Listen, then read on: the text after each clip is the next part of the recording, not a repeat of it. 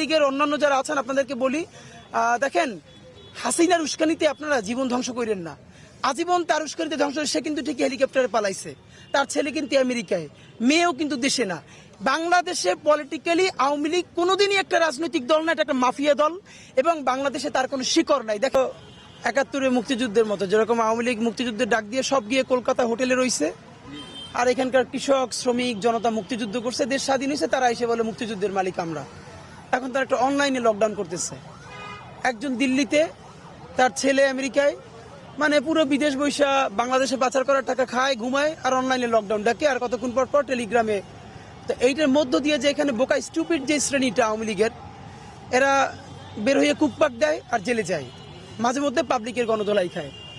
তো এবং এরা এইটুকুন বুদ্ধিশুদ্ধি আল্লাহ এদেরকে দেয় নাই যে যাদের নেত্রী আপার মতো মা, মায়ের মতো আপা, তারা হেলিকপ্টারে পালানোর সময় নিজের বোন ছাড়া কাউরে বইলেও যায় নাই যে তোমরাও পালাও আমিও পালাই, যে যার অবস্থান থেকে পালাও বলে নাই।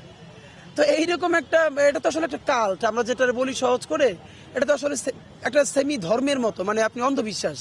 তো এই জন্য যেটা কথা, এখন আমাদের ধারণা আওয়ামী লীগ বাংলাদেশে গণকেস, সে এর আগে অনেকবার চিন্তা করেছে, যে এর আগেও অনেকবার তার পুনরুদ্ধার ঘটেছে। দেখেন আপনি এইখানে খেয়াল করলে দেখবেন, আজকে আমরা কালকে সারা রাত এই অঞ্চলে ছিলাম, ফজরের পর থেকে এখানে আছি, আপনি দেখবেন না, খুব চেহারায় বুঝবেন কেউ পলিটিক্যাল ফ্যামিলির ছেলে মেয়ে না, মানে পুরোই অ্যাপলিটিক্যাল যে জেনারেশনটা, তারা যখন সারা রাত জেগে ফজরের পর থেকে এখানে পাহারা দিচ্ছে, এর মানে আমাদের সেই অ্যাপলিটিক্যাল জেনারেশনটা পলিটিক্যাল হয়ে উঠছে। তারা পলিটিক্যাল পার্টি করছে না, কিন্তু দেশের স্বাধীনতা সার্বভৌমত্ব টিকিয়ে রাখবার জন্য তারা সেই রাজনৈতিক দায়িত্ব কাঁধে নিচ্ছে। আওয়ামী লীগ যেরকম মুক্তিযুদ্ধ কুক্ষিগত করেছে, জুলাই গণ অভ্যুত্থান সেই মুক্তিযুদ্ধের মালিকানা এবার জনগণের কাছে ফিরিয়ে দিতে চায়। এবার তারা অনলাইনে লকডাউন করছে। আমরা মনে করি এই যে রায় হবে এবং এই তারিখ ঘোষণা পরবর্তীতে সুষ্ঠু বিচারের মধ্য দিয়ে বাংলাদেশে অফিসিয়ালি আওয়ামী লীগের কবর রচিত হয়ে যাবে। কারণ এখানে দিল্লির যে ভুলটা হয়েছে, তারা তাদের সমস্ত বিনিয়োগ আওয়ামী লীগের উপর করে ফেলেছে।